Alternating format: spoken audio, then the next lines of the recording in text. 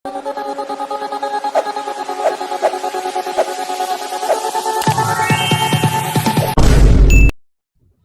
Hello நம்ம இன்னைக்கு இந்த வீடியோவில் எந்த விஷயத்தை பற்றி பேச போகிறோம், யாரை பற்றி பேச போகிறோம் அப்படின்னு சொல்லி கேட்டோம் அப்படின்னா, திருவள்ளூரில் வந்துட்டு சிட்டிங் எம்எல்ஏவாக இருக்கக்கூடிய பூவை ஜெகன்மூர்த்தி இருக்கார் இல்லையா, அவர் வந்துட்டு கட்ட பஞ்சாயத்து பண்ணிட்டாரு அப்படின்ற பிரச்சனை வந்துட்டு பார்த்தோம் அப்படின்னா, இப்போ தமிழக அரசியல் களத்திலேயா இருந்தாலும் சரி, இல்லை திருவள்ளூர் மாவட்டத்திலேயா இருந்தாலும் சரி, ரொம்ப பெரிய பரபரப்பை ஏற்படுத்தியிருக்கு அப்படின்னு சொல்லலாம். பொதுவாகவே வந்துட்டு பார்த்தோம் அப்படின்னா, இந்த அரசியல் அப்படின்றது இருக்கு இல்லையா, அதில் கட்ட பஞ்சாயத்து அப்படின்றது வந்துட்டு ஒரு பிரிக்க முடியாத பகுதி அப்படின்னே சொல்லலாம். பட் அதை பலருமே வந்துட்டு பார்த்தோம் அப்படின்னா ஒளிவு மறைவாக பண்ணியிருக்கும் போது அதிரடியாக பண்ணுறேன் அப்படின்னு சொல்லிட்டு இப்போ ஆபத்தில் பூவை ஜெகன்மூர்த்தி சிக்கியிருக்காப்ல அப்படின்னு சொல்லப்படுது.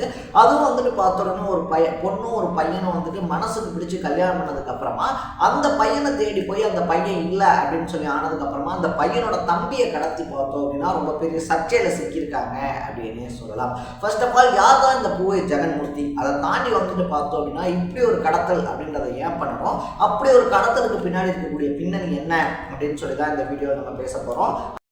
ஸோ அதுக்கு முன்னாடி நம்ம சேனலில் நீங்கள் புதுசாக வந்திருந்தீங்க அப்படின்னா இதே மாதிரி அப்பப்போ அப்டேட்டாக போயிட்டு இருக்கக்கூடிய விஷயங்கள் இருக்கு இல்லையா, அது கரண்ட் அஃபேர்ஸாக இருந்தாலும் சரி, பாலிடிக்ஸாக இருந்தாலும் சரி, ஸ்போர்ட்ஸாக இருந்தாலும் சரி, அப்பப்போ அப்டேட்டாக போயிட்டு இருக்கக்கூடிய விஷயங்களை நீங்கள் தொடர்ந்து தெரிஞ்சுக்கணும் அப்படின்னு ஆசைப்பட்டீங்கன்னா மறக்காம சேனலை ஃபாலோ பண்ணி சப்ஸ்கிரைப் பண்ணிக்கோங்க.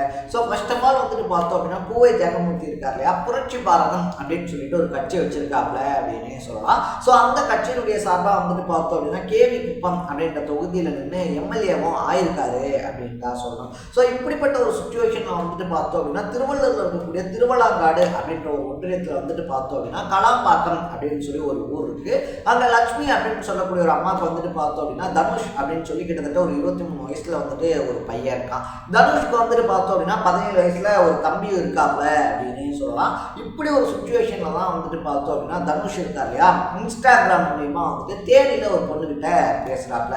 ஸோ ஆரம்பத்தில் வந்துட்டு பார்த்தோம் அப்படின்னா அன்னோன் பர்சனா பேசி அப்புறம் ஃப்ரெண்ட் ஆகி அந்த ஃப்ரெண்ட் ஒரு லெவலுக்கு மேலே பார்த்தோம் அப்படின்னா லவ் அப்படின்னு சொல்லி போகும்போது ரெண்டு வீட்டில் இருந்துமே எக்கச்சக்கமான எதிர்ப்பு அப்படின்றது வருது. இத்தனைக்கும் அந்த பெண்ணுடைய வீட்டில் இருந்து கடுமையான எதிர்ப்பு அப்படின்றது வந்ததுனால சரி ஓகே நம்ம ரெண்டு பேருமே வந்துட்டு பார்த்தோம் அப்படின்னா ரெண்டு பேர் வீட்டில் இருந்துமே வெளியேறிடுவோம், நம்ம ரெண்டு பேரும் போய் தனியாக ஒரு லைஃப் அப்படின்றத பார்த்துக்கலாம் அப்படின்னு சொல்லிட்டு பார்த்தோம் அப்படின்னா ரெண்டு பேருமே அவங்க வீட்டில் இருந்து வெளியேறிடுறாங்க அப்படின்னு சொல்லலாம்.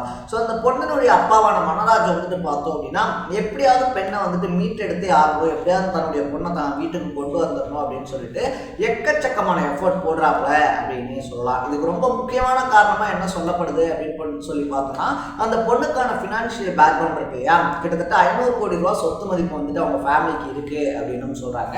இதனால அவங்க அப்பா என்ன பண்றாரு அப்படின்னா பொண்ணை எப்படியாவது மறுபடியும் வீட்டுக்கு கூப்பிட்டு வரணும் அப்படின்னு சொல்லிட்டு மகேஸ்வரி அப்படின்னு சொல்லக்கூடிய ஒரு புரோக்கர் மூலியமா வந்துட்டு பார்த்தோம் அப்படின்னா திருவள்ளூர் டிஸ்ட்ரிக்ட்ல இருக்கக்கூடிய பெரிய தலைகை யாராவது இருந்தா சொல்லுங்க, என் பொண்ணு மறுபடியும் என் வீட்டுக்கு வரணும், என் வீட்டுக்கு வர வச்சா என்ன வேணாலும் பண்றேன் அப்படின்னு சொல்லிட்டு 50 லட்சம் ரூபாய் பணத்தை கொடுத்துருக்காப்ல. ஸோ இதை வாங்கின மகேஸ்வரியும் என்ன பண்றாங்க அப்படின்னு சொல்லி பார்த்தோம் அப்படின்னா நம்ம பூவை ஜெகன்மூர்த்தி இருக்கார் இல்லையா, அவரை போய் மீட் பண்றாங்க. அவர் சொன்னாரு அப்படின்ற பேர்ல வந்துட்டு சரத்குமார் அப்படின்னு சொல்லக்கூடிய ஒரு வக்கீலையும் போய் மீட் பண்றாங்க அப்படின்னு சொல்லலாம். இதுல உள்ள வந்துட்டு பார்த்தோம் அப்படின்னா ஏடிஜிபியும் உள்ள வராப்புல. ஸோ இவங்க எல்லாருமே சேர்ந்து என்ன பண்றாங்க அப்படின்னு சொல்லி பார்த்தோம்னா வாங்கின அந்த 50 லட்சம் ரூபாய் இருக்கு இல்லையா, அதுக்காக நம்ம ஏதாவது வேலை பார்த்தாகணும் அப்படின்னு சொல்லிட்டு அந்த படத்தை வாங்கினதுக்காக என்ன பண்றாங்க அப்படின்னா தனுஷ் வீட்டுக்கு வந்துட்டு போறாங்க. தனுஷ் வீட்டில் போயிட்டு தேடுறாங்க. அங்கே தனுஷ் இல்லை அப்படின்றதுனால அவங்க அம்மாட்ட கேட்குறாங்க. அவங்க அம்மா வந்துட்டு பார்த்தோன்னே எனக்கு தெரியாது, அவன் எங்கே போனானே எனக்கு தெரியாது, எங்கே இருக்கான்னு எனக்கு தெரியாது அப்படின்னு சொல்லி சொன்னதுனால வந்துட்டு பார்த்தோம் அப்படின்னா அந்த ஆத்திரத்தில் அவருடைய 17 வயசு தம்பியை வந்துட்டு பார்த்தோம் அப்படின்னா கடத்திட்டு போயிடுறாங்க அப்படின்னு சொல்லலாம். இத்தனைக்கு கவர்மெண்ட் வாகனத்திலேயே அந்த கடத்தல் அப்படின்றது நடக்குது. ஸோ இதுதான் வந்துட்டு பார்த்தோம் அப்படின்னா இவ்வளோ பெரிய உச்சபட்ச பிரச்சனைக்கான முதல் படி அப்படின்னே சொல்லலாம். ஸோ இதுக்கப்புறமா லட்சுமி இருக்காங்க இல்லையா தனுஷனுடைய அம்மா, அவங்களுக்கு என்ன பண்றது அப்படின்னு சொல்லியே தெரியல. என்னடா ஒரு பிள்ளை இப்படி ஓடி போயிட்டா, இன்னொரு பிள்ளை பார்த்தோம் அப்படின்னா யாரோ கடத்திட்டு போறாங்க அப்படின்னு சொல்லிட்டு போலீஸ்க்கு போன் அடிச்சு நடந்த விஷயத்த சொல்றாங்க. அதுக்கப்புறமா தான் போலீஸ் ஆக்ஷன்ல இறங்குறாங்க அப்படின்னு சொல்லலாம். ஸோ மகேஸ்வரியா இருந்தாலும் சரி, அந்த அட்வொகேட் சரத்குமார், அதை தாண்டி வந்துட்டு பார்த்தோம் அப்படின்னா ஏடிஜிபி, அதுக்கப்புறமா நம்ம பூவை ஜெகன்மூர்த்தி அப்படின்னு சொல்லிட்டு எல்லார் மேலேயுமே வந்துட்டு பார்த்தோம் அப்படின்னா அந்த எஃப்ஐஆர் அப்படின்றது பதிவு பண்ணப்படுது அப்படின்னு சொல்லலாம். உடனடியாக நைட்டு கடத்திட்டு போன பையனை வந்துட்டு பார்த்தோம்னா காலையிலேயே வீட்டு பக்கம் விட்டாலும் கூட பூவை ஜெகன்மூர்த்தியை கைது பண்றதுக்கான பிடிவாரண்ட் இருக்கு இல்லையா, அது பிறப்பிக்கப்படுது.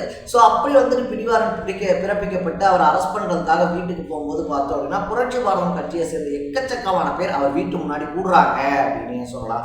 எங்கள் தலைவரை நீங்கள் எப்படி கைது பண்ணுவீங்க, அதெல்லாம் நீங்கள் கைது பண்ணக்கூடாது, கைது பண்ணவும் முடியாது அப்படின்னு சொல்லிட்டு கோஷம் எழுப்பினதுனால அங்கே ரொம்ப பெரிய பரபரப்பு அப்படின்றது ஏற்படுது. அந்த பரபரப்பை பயன்படுத்தி பார்த்தோம் அப்படின்னா பூவை ஜெகன்மூர்த்தி அந்த இடத்துல இருந்து எஸ்கேப் ஆயிடுறாரு அப்படின்னு சொல்லலாம்.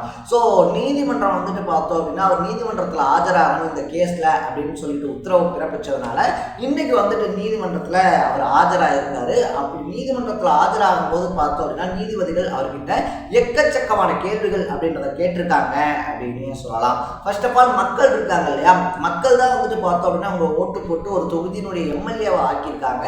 அப்படி ஒரு மதிப்பு மிக்க மரியாதை மிக்க ஒரு இடத்துல இருக்கக்கூடிய நீங்கள் இந்த மாதிரியான கட்ட பஞ்சாயத்து விஷயம் அப்படின்றது வந்துட்டு எப்படி பண்ண முடியுது அப்படின்னு சொல்லி ஒரு கேள்வியும், அது மட்டும் இல்லாமல் பார்த்தோம் அப்படின்னா சும்மா 100-200 பேர் இருக்காங்க இல்லையா. ஏன்னா பூவை ஜெகன்மூர்த்தி வந்துட்டு பார்த்தோம் அப்படின்னா கோர்ட்டுக்கு வரும்போது அவருடைய ஆதரவாளர்கள் அது மட்டும் இல்லாமல் வழக்கறிஞர்கள்னு ஒரு படை சூழ வராப்புல, அதனால ஒரு 100-200 பேரோட வந்தால் வந்துட்டு நீதிபதிகள் பயந்துருவாங்க, நம்ம எதுவும் பண்ண மாட்டாங்க அப்படின்லாம் நினைக்காதீங்க. உங்களை தூக்கி உள்ள வைக்க எங்களுக்கு நிமிஷம் போதும் அப்படின்னு சொல்லிட்டு பூவை ஜெகன்மூர்த்திக்கு எக்கச்சக்கமான கண்டனங்கள் அப்படின்றது தெரிவிக்கப்பட்டிருக்கு. அது மட்டும் இல்லாமல் அவருடைய முன்ஜாமீன் மீதான வழக்கு இருக்கு இல்லையா 26ஆம் தேதிக்கு ஒத்தி வைக்கப்பட்டிருக்கு அப்படின்னே சொல்லலாம். இன்னொரு பக்கத்தில் வந்துட்டு பார்த்தோம் அப்படின்னா ஏடிஜிபி இருக்கார் இல்லையா, அவரை கைது பண்ணுங்க அப்படின்னு சொல்லி டிஎஸ்பி உத்தரவு போட்டதை தொடர்ந்து ஏடிஜிபி கைது பண்ணப்பட்டிருக்காரு அப்படின்னே சொல்லலாம். ஸோ பொதுவாக வந்துட்டு இந்த மாதிரி கட்ட பஞ்சாயத்துகள் நடக்குது, இல்லை வந்துட்டு குழந்தைகளையோ இல்லை சிறுவர்களையோ கடத்திட்டு போய் பணம் கேட்குறாங்க அப்படின்னா வந்துட்டு போலீஸ் ஸ்டேஷனுக்கு போய் கம்ப்ளைண்ட் கொடுக்கலாம். பட் போலீஸே வந்துட்டு பார்த்தோம் அப்படின்னா ஒரு இடைத்தரகர் மூலியமா புரோக்கர் மூலியமா பணத்தை வாங்கிட்டு வீட்டுக்கு போய் அண்ணன் இல்லை அப்படின்றதுனால தம்பியை தூக்கிட்டு வர்றதுக்கு உடந்தையா இருந்தது அப்படின்றது பார்த்தோம் அப்படின்னா தமிழக அரசியல் களத்திலேயே இருந்தாலும் சரி தமிழ்நாட்டிலே இருந்தாலும் சரி ரொம்ப பெரிய பரபரப்பை ஏற்படுத்தியிருக்கு அப்படின்னு சொல்லலாம். ஸோ நீங்கள் இந்த விஷயத்தை பற்றி என்ன நினைக்கிறீங்க அப்படின்றத கமெண்ட்ல போட்டு இதே மாதிரி அப்பப்போ அப்டேட்டாக போயிட்டு இருக்கக்கூடிய விஷயங்கள் இருக்கு இல்லையா, அது கரண்ட் அஃபேர்ஸாக இருந்தாலும் சரி பாலிடிக்ஸாக இருந்தாலும் சரி ஸ்போர்ட்ஸாக இருந்தாலும் சரி இதே மாதிரி அப்பப்போ அப்டேட்டாக போயிட்டு இருக்கக்கூடிய விஷயங்களை நீங்கள் தொடர்ந்து தெரிஞ்சுக்கணும் அப்படின்னு ஆசைப்பட்டீங்கன்னா மறக்காம சேனலை ஃபாலோ பண்ணி சப்ஸ்கிரைப் பண்ணிக்கங்க. நாளைக்கு இதே மாதிரி இன்னொரு இன்ட்ரெஸ்டிங்கான வீடியோட சந்திக்கலாம். தர பை பை.